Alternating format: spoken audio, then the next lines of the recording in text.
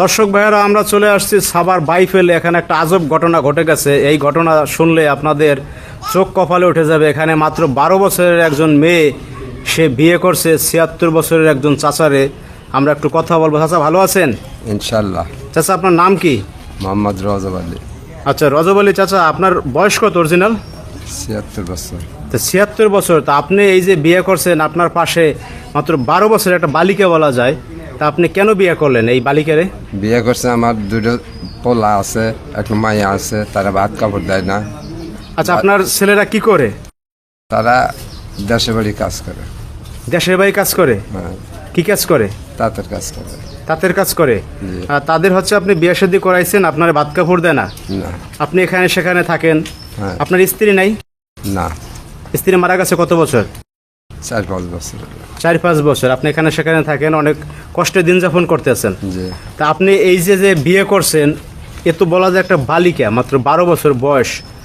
বলা যায় যে 12 বছর বয়সে মনে করেন এখন পর্যন্ত দুধ খায় অনেক বাচ্চারা। তা আপনি এই মেয়ে কিভাবে পেলেন, আর বা কিভাবে বিয়ে করলেন আমাকে একটু বলেন তো। বিয়ে করছে আর কেউ নাই, আমার থাকেই নাই, আর ওর বাপ মাও আত্মীয় স্বজন কেউই নেই। মানে ওর আব্বা মা মারা গেছে? হ্যাঁ, সবাই মারা গেছে। এতিম? ইতিম। আচ্ছা, যার জন্য ওকে আমি নিয়েছি। ওকে আপনি বিয়ে করছেন। আর এই এই শোনো, এখন তুমি যে বিয়ে করছো এই 76 বছর চাচারে, এখন তুমি তো বয়স হয় নাই বিয়ের, তাই না? তুমি কেন বিয়ে করলা? আমার দেখার মতো কেউ নাই, এর জন্যই।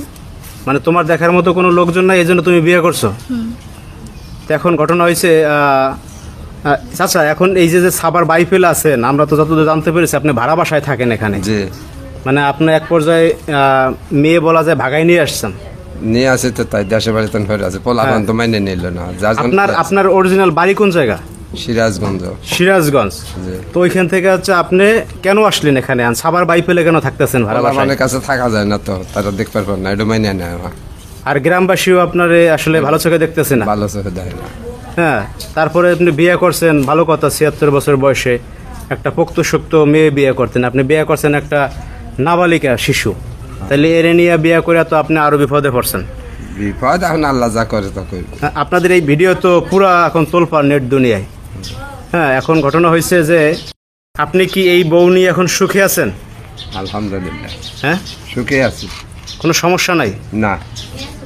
তো এখন এই ঘটনা হচ্ছে এই আপু, তো তুমি এই যে বিয়ে করছো, তুমি একটু ইয়ং পোলাপান দেখে বিয়ে শাদী করতা, বা তোমার বিয়ের বয়স হয় নাই, তুমি এখন কেন এই সিদ্ধান্তটা নিলা বলো তো?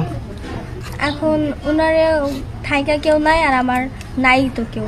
এখন আমার বিয়ের বয়সও হয় নাই, আর উনি আমার প্রস্তাবটা দিছে, আর আমি ভাইবা চিন্তা দেখছি যে আসলে দায়িত্ব নিছে, এর জন্য বিয়ে করছি। মানে দেখা যায় তোমার কোনো গার্জিয়ান নাই, দেখভালের লোক নাই, মাথার উপরে ছায়া নাই, যে কারণে তুমি দিশেহারা হয়ে এক পর্যায়ে দেখা যায় সিদ্ধান্তটা নিছো। তো দর্শক ভাইয়েরা, আপনারা দেখলেন যে আসলে একটা আজব ঘটনা, অবিশ্বাস্য ঘটনা যেটা ঘটছে আপনার এই সাভার বাইফেলে। চাচা হচ্ছে ভাড়া বাসায় থাকে। আপনি কি কাজ করেন কাকা?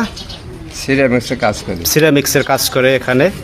তো সে বিয়ে করছে সম্প্রতি 12 বছরের মেয়েরে। তো আমরা সংবাদ পেয়ে আসছি। এই বিষয়ে আপনাদের কোনো মন্তব্য থাকলে অবশ্যই কমেন্টস করবেন। সবাই ভালো থাকবেন দর্শক ভাইয়েরা। আল্লাহ হাফেজ সবাইকে।